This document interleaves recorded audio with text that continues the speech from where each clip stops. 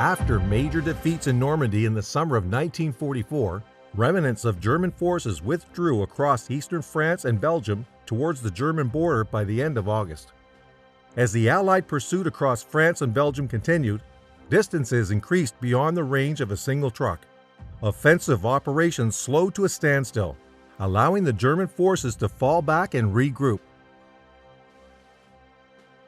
The British proposed Operation Market Garden, an ambitious plan to bypass the Siegfried Line by hooking around its northern end, allowing the Allies to cross the Rhine.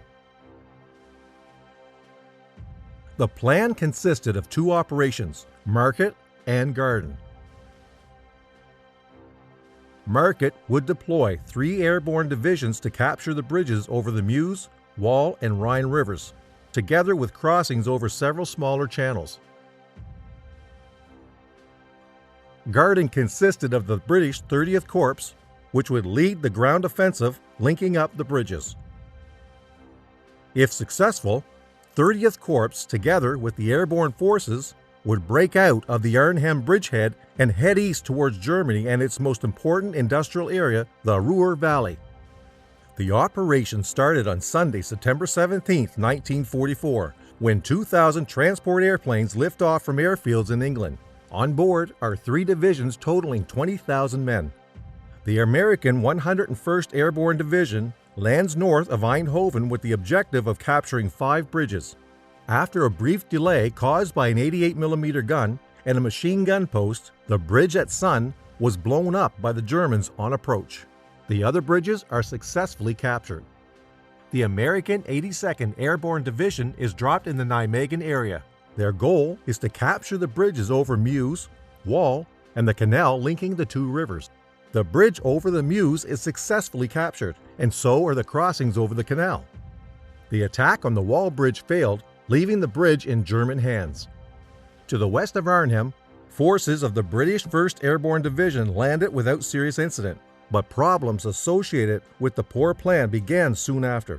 Only half of the division arrived with the first lift, and only half of these could advance on the bridge. The remaining troops had to defend the drop zones overnight for the arrival of the second lift on the following day.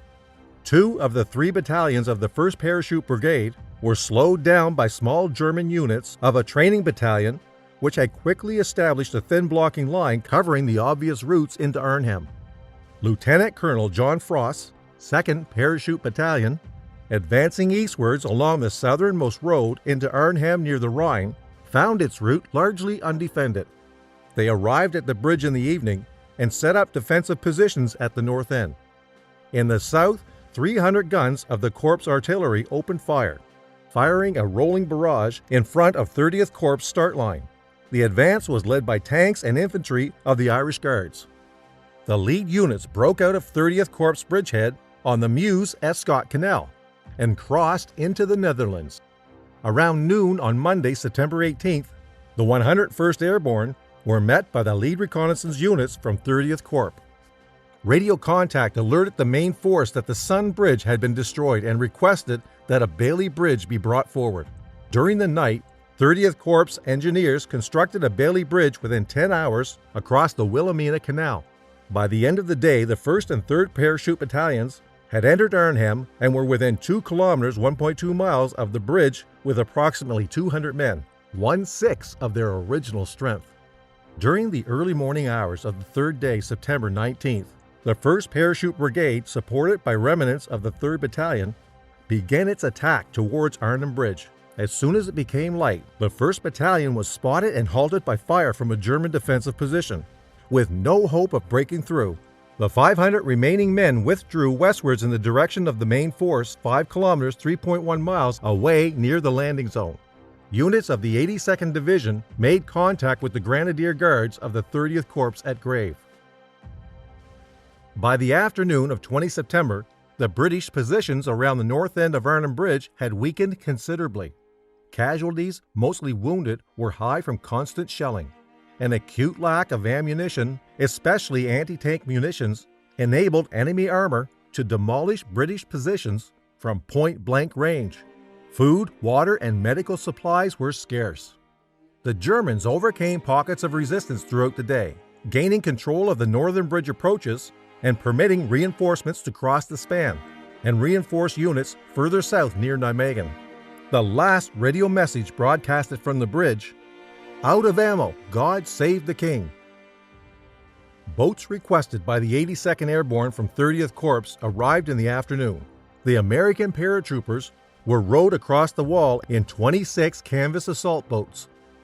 About half the boats survived the crossing under heavy fire.